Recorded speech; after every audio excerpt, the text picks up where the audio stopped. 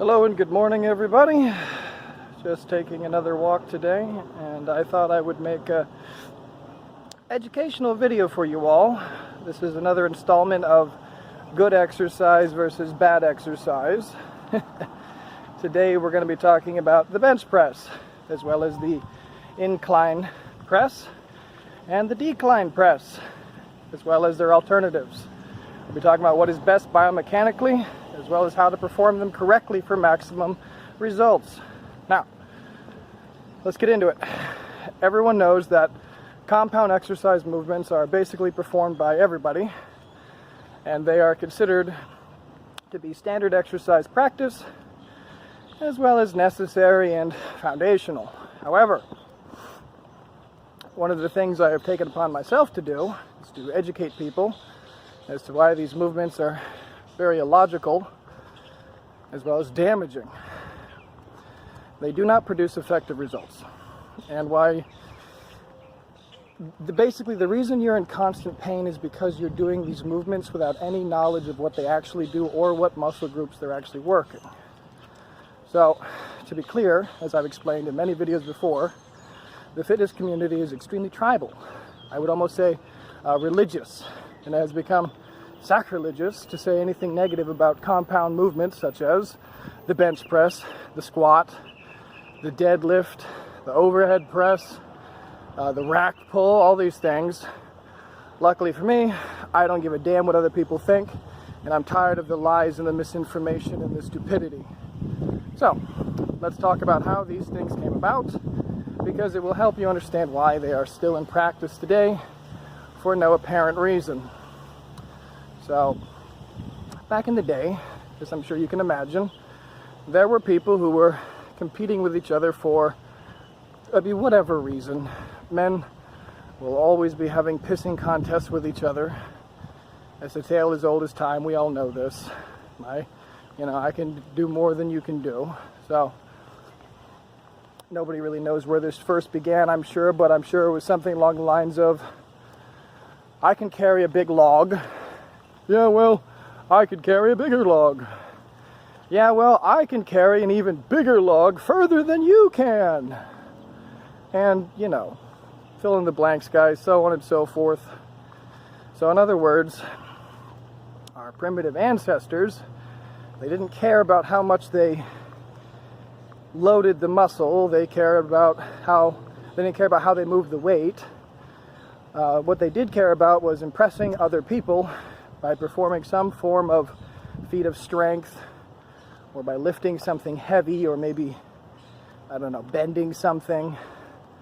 So of course, over time, this evolved into strongman style circus acts, which very common entertainment at the time. Remember, they didn't have television and such, so these traveling performers would do these things. Now, the bench press in its earliest forms was basically a thing called a floor press or a log press.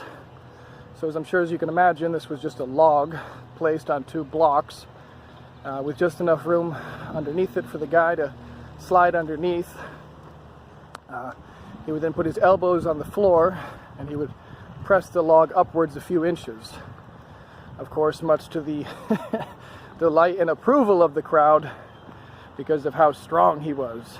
Now, this is very similar, in my opinion, to the very disturbing exorcism style, crazy yoga pose, powerlifting videos you see of these skinny teenagers contorting their spines into an upside down U shape to perform a one rep max with hundreds of pounds without really bending or moving their arms in the slightest, simply dropping the bar about 1 to 2 inches to lightly touch their chest.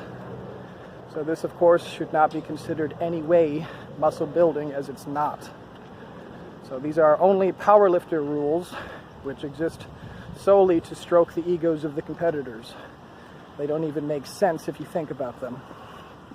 So, of course, these so-called strongmen back in the day would attract all of the women.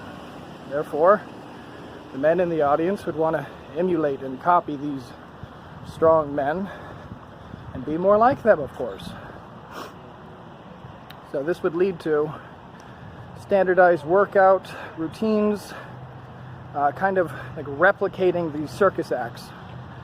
Now, I'm sure you can see where this is going, but if you can't, I'm about to get to it. However, obviously, these circus acts in no way, shape, or form were meant to develop muscle.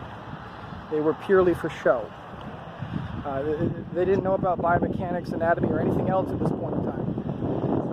So obviously, this is not the most effective way to train your pecs. So it's basically just saying, look at me, look how strong I am, regardless of what I look like or how efficient I'm being or even how I'm moving the damn weight. Now, of course, the question is, are you really that strong? Well, you're basing your concept of being strong on the arbitrary weight moving or an arbitrary amount of space and not even thinking about your levers or how you're moving them or what you're loading. So no, I would argue you are not only not strong, you're also very uneducated. So anyways, this brought the beginnings of powerlifting to the stage to keep the story going. Now, in the early days of powerlifting, it was considered exceptionally vain and pathetic to seek physical development. So most of the men in the beginning stages basically looked like meaty balls of flesh. Now, of course, some had good genetics and therefore were semi-body proportionate and semi-muscular, obviously more developed than most of the men in the surrounding areas. But, I mean, even if you looked at the powerlifters of today, none of them could be said to have bodybuilder-style bodies unless they have previously competed in bodybuilding before transferring to powerlifting. So, obviously, we know that just because you lift a lot of weight, it does not equate to a better physique. If that were true, the powerlifters would be the best-looking men of all, and they would, of course, know how to train every muscle perfectly, which they don't even care about. Now, there are always going to be rare genetic exceptions who may get a good physique from powerlifting. I'm not talking about them. This is rare, and even the good physique they're going to gain, they have no idea how they got it. So, basically, the common mentality is, let's do our compound exercises and then add off some finishing or polishing, shaping, toning, fill in the blank with a stupid word exercises to finish off the muscle. Now, these are also known to the educated as isolation exercises. However, no one performs isolation exercises, because if you only perform isolation exercises, you cannot lift much weight, meaning you do not appear strong. So, what this means is that you're not demonstrating the fact that you are a strong individual. Now, just to clarify, your muscles do not have brains, and they do not know the difference between isolation or compound movements that your bodies are performing. They're only levers and hinges. They only know how much efficiency or how much load is actually being placed on the lever and whether it's compromised or not. Okay, that's it. They know how they need to move. That's about it. They do not know what circumstances your body's in, if you're upside down, sideways, vertical, not even in gravity, in outer space. They don't know if you're using a brick, a water bottle, a dumbbell, or a bag of sand for weight. Again, they don't have a brain. A pound is a pound. You could be using a pound of feathers in your hand. They don't care about the position of your hand. Obviously, it doesn't have a brain. They only care about how far away it is from the muscle insertion. Now, if you strengthen all of the muscles on your body one at a time, and each of them gets stronger individually, the end result will actually be far superior, as well as far faster, far more efficient, and far safer for you. Also requiring, just in general, a lot less effort and time. Now, this is comparable, and I should say this is more favorable than the person who tried to strengthen all of their muscles with compound movements, all at the same time, compromising all of them. Again, this is the bench press. This is the squat. These are these exercises. You're compromising your muscles when you do these movements. You're not using them effectively. That's what this channel's about. So, now let's talk about upper chest growth. Starting with the incline press, because I know you all love the incline press for your upper pecs. Now, to begin with, you need to understand the concept that if you're going to wrap a rope around something, then you're going to pull on that rope. That thing that you wrap the rope around can only come towards you. You can't pull on the rope and make it go sideways or backwards. You got that? Now, I know this sounds like common sense, but it's important, and I'm just making sure that you got that. So, now, let's imagine that you are a muscle fiber origin, and you are planted with your feet dug into the ground, and you're holding a bundle of ropes in your hands, symbolizing the muscle. Now, this bundle of ropes is attached to a heavy box, and the box is embedded in the ground. Now, the box, that's going to be the lever insertion, or where the muscle attaches to the bone and exerts its force on it to move it. So the rope attaches to this lever, and when your muscle contracts, it basically shortens, pulling up on the lever. Now, you're anchored in place, and you're pulling on that rope and the muscle fiber, the bundle of ropes. Therefore, you're pulling that limb towards yourself. So, basically, what I'm trying to say is that all muscles pull towards their origin, and this is an absolute rule, and it applies to every muscle in your body. It is absolutely impossible for a muscle origin to pull its limb in any direction other than towards where it's located on the bone. Just like you pulling that rope with the object attached to it. So now, understanding that, if you were to look at the pictures on an anatomy chart, you'll notice that the direction of the ropes or the muscle fibers on the pectorals are going outwards from the center of the chest to connect on the upper arm or the humerus, about 3 inches up, or 2 inches up rather. Now, they do this into a fan shape, but you'll notice that they do it in a way that they all connect in the center of the chest, the sternum. That's the origin. So that would be you, in other words, standing there with your feet dug in the ground holding the rope, but it would be like millions of you lined up along your chest. Now your pectoral muscles would be the rope. So think red ropes. And the place that they would connect would be on your upper arm. They all kind of end up there like a triangle, if you will. And they connect on your upper arm. That would be the lever insertion. So you'll notice when you look at it, it's shaped like a fan. And some of the muscle fibers do actually point up a little bit, as in they kind of arch up towards your face. Now this is probably where the fitness industry got the mistaken idea that moving the arms in the incline direction would work the upper pecs. However, like always, they're very wrong. Now, I want to stress, you don't have to take my word for this. You can try this out for yourself. The next time you're at the gym or even right now, I would like you to imagine yourself flexing your chest.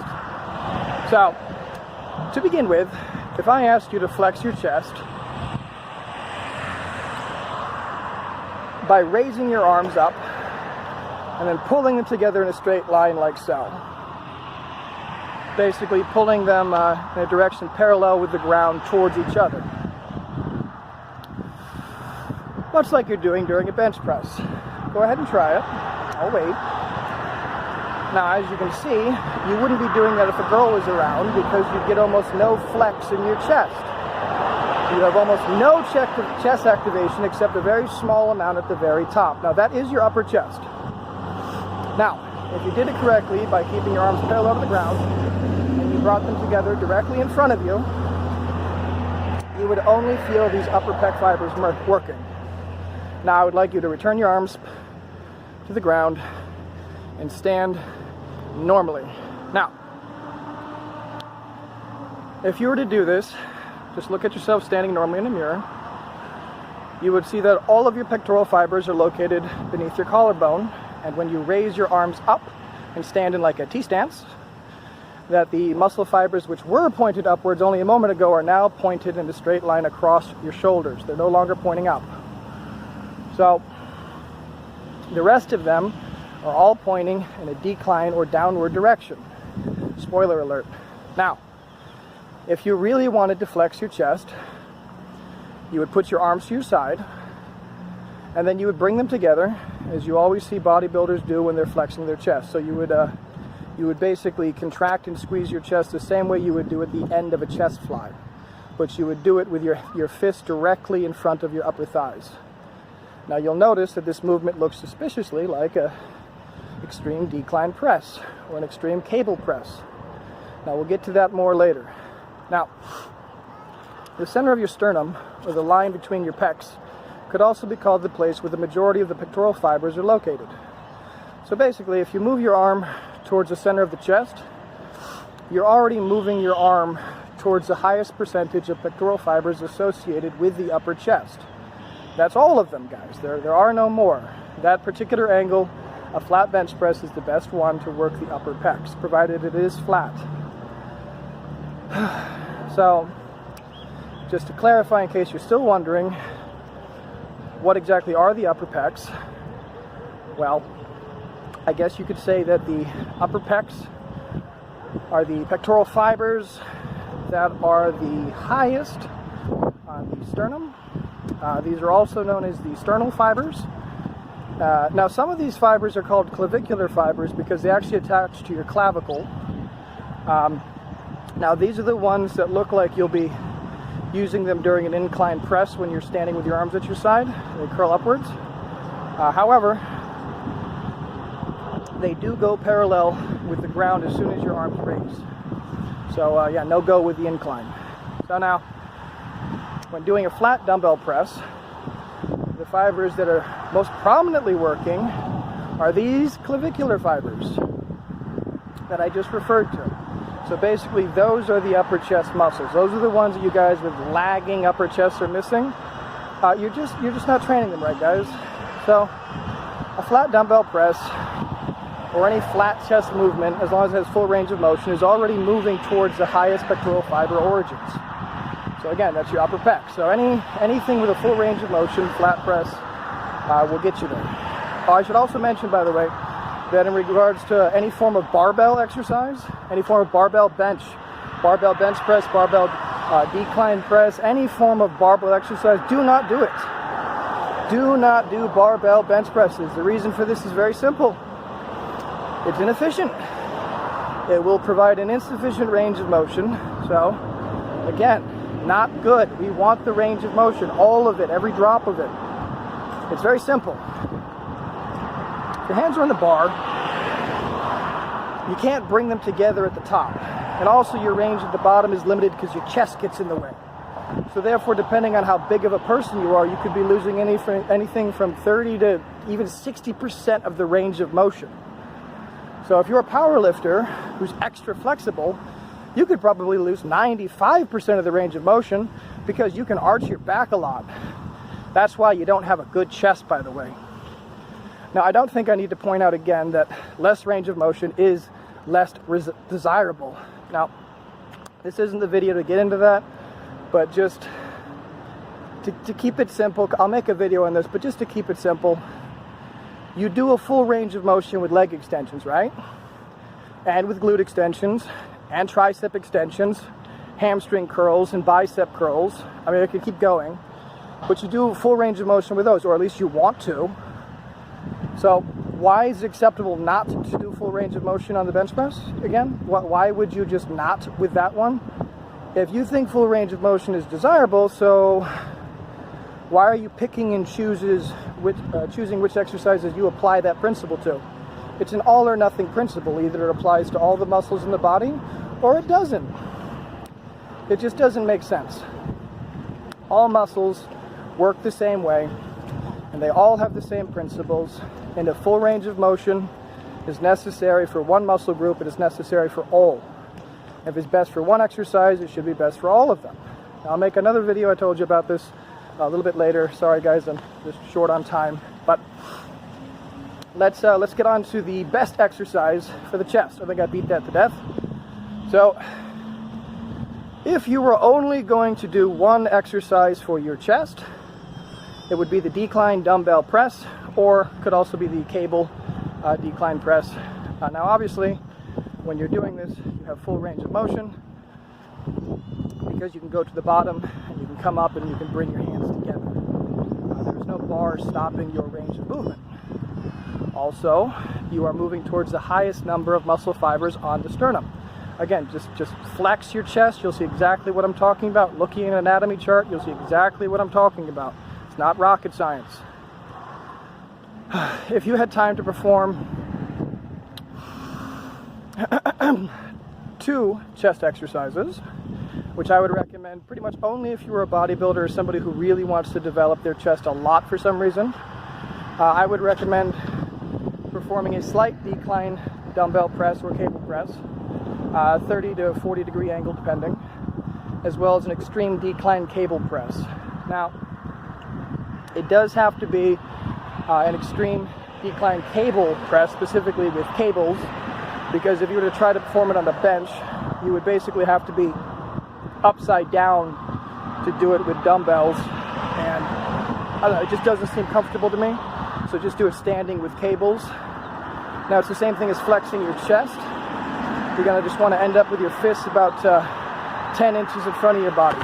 So let's think about why the decline press is the best for a moment. Now, we have this knowledge of muscle origin and insertions as well as where the pectoral fibers are located, so we know all that now. Let's think about this evolutionary-wise for a second if you're still not convinced. So, when we were evolving millions of years ago, we were walking on all fours, meaning that our hands were primarily pushing in a straightforward and down direction. Now, as we started evolving and going out into the tall grass and venturing more and more outwards, we had to stand more upright to become more aware of the predators in our surroundings. It became much more important to us. Therefore, as we slowly walked more and more upright, we started pushing progressively more and more downwards to accommodate standing taller and having more of a torso weight on our hands. So again, let's think about this. When would our early human ancestors ever have needed to push their arms in an inclined direction? Even if it was to throw something, it would make no sense having the muscles work that way. Specifically because gravity pushes straight downwards and there are no insertions on your nose, your chin, or your neck, which is where they would need to be if you were to evolve to have this pressing movement. So, this is the reason the vast majority of pectoral fibers are located below the shoulder line. It's because we've never needed to push at an incline angle, and we have evolved primarily to push at a decline angle, steadily pushing ourselves more and more upright until we were fully standing on our legs. However, we did keep the muscles. Now, if I haven't been clear enough, I'll say it one more time. You are wasting your time and your energy by doing incline bench presses or any other kind of incline movement. It's very simple. There are no pectoral muscle origins on your chin or your nose or your neck or anywhere else, which is where they would need to be to make that movement have any logical sense whatsoever. Now, I know it's going to be trouble to swallow this because it's been shoved down your throat your whole life that you must do this for your upper pecs, and every gym in the world has several incline benches, and every personal trainer tells you you must incline bench, and every coach tells you it's on every program. But it's not my problem, and it's not my responsibility to make you believe me. And if you don't believe me, as I said, all you have to do is Google an anatomy chart, or next time you're in the gym, try it out for yourself. Don't believe anybody. Research everything yourself. Now, I personally have been doing exclusively decline chest work for the better part of, I think, 4 or maybe 5 years now, and my chest has grown and grown and grown every single year more than it ever has. You all really need to start thinking outside of this gym bros science, bullshit YouTube videos, and Instagram fitness models who are clueless fucks. These circus traditions and these ego-driven maniacs who have no idea what they're doing or talking about. All of these people, they either want to bamboozle you, stroke their own ego, or just make a buck off you. You don't need anyone. You can do everything yourself. It is very possible. Yes, you can. Now, comment below for any questions you might have for me. Or, of course, feel free to email me. You guys know the email by now, I would think. It's castlinprogress.com. Or you can go to my website, www.castlinprogress.com, for more stuff. All the many articles I write, my perfect resistance exercise flashcards, my no money flashcards, my running flashcards, my book, my cooking videos, my recipes. Guys, there's nothing stopping you except the limits that you place on yourself. All this information is free. Help yourself. We're all in this together, guys. I'm going to be doing it. I'm committed to be doing it. Been committed my whole life. You're doing it with me. Hopefully, we can all do it together, making our lives better and everybody else's lives around us better as well. Now, stop swallowing the lies, guys, and drinking the Kool-Aid. Do your own research. Yes, you can. Go train your chest. Go get some. Have a great day.